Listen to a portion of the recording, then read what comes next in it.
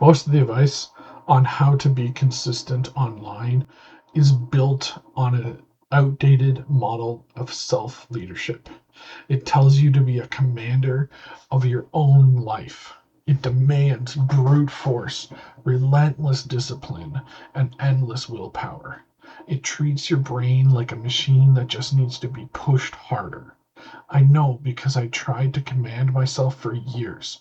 It results in bursts of massive output, followed by total burnout. The problem with the commander mindset is that it ignores biology. Your brain consumes 20% of your body's energy just to think.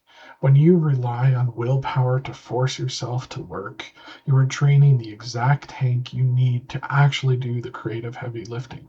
It's a biological trap.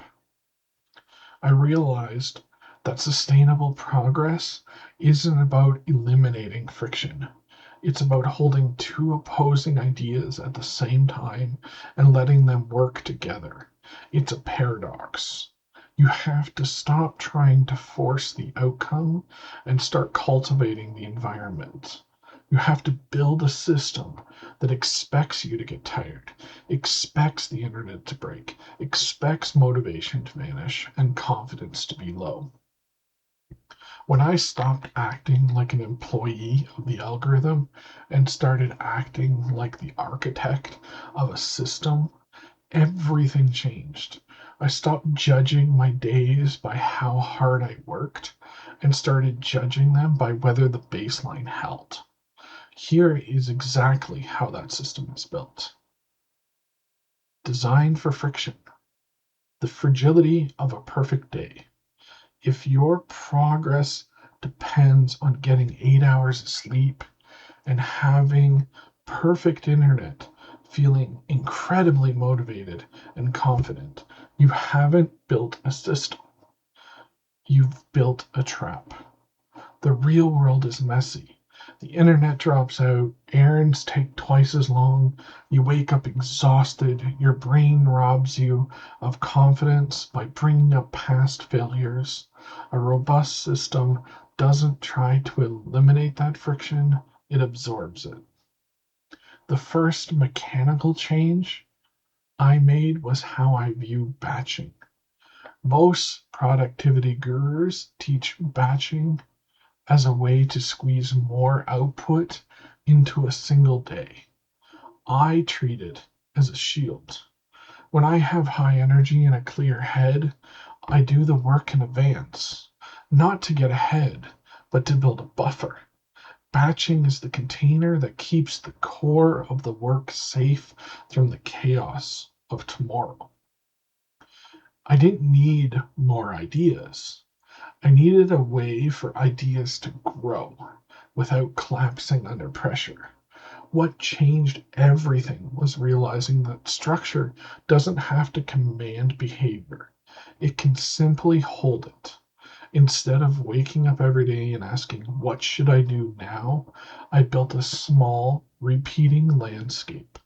A few stable themes I return to over and over, not to perfect them, but to observe how they behave over time. Each idea is allowed to live inside attention, rest and progress, freedom and structure, uncertainty and confidence, humanity and discipline. Nothing is rushed. Nothing is forced to resolve. The structure stays the same. What changes is my relationship to it. That's the difference between pushing output and cultivating a system that can survive real life. By accepting friction as a baseline reality and building a structure that absorbs it, the day to day pressure completely vanishes. A missed day doesn't break the chain because the chain was forged weeks in advance, which leads to the ultimate question. If you aren't hustling day to day, what exactly are you building toward? When you're stuck in the hustle, you will operate on a 30-day timeline. You are just trying to survive the month. But when you build a system that absorbs friction, your timeline expands. I stopped looking at this project as a temporary project to make quick money and started looking at it as an indefinite media engine. You don't build an indefinite engine by sprinting. You build it by holding the baseline. The final piece of the system was changing how I talk to the camera. The old way says you have to use aggressive hooks and hype to pull people in. That is exhausting. I replaced hooks with gravity wells. A gravity well is just a persistent, honest idea. If you put a heavy enough idea out there, like the fact that willpower is a biological trap, it naturally pulls the right people toward it. I don't need to chase an audience anymore. I just need to tend to the lab and let the system attract the other scientists. I don't have it all figured out. The internet will still break. I'll still wake up tired, and my brain will still try to rob me of my confidence. But the system doesn't require perfection anymore. It just requires me to keep testing the variables. If you are exhausted from trying to command yourself to work harder and you want to see how to actually engineer an anti hustle system that lasts, welcome to the lab.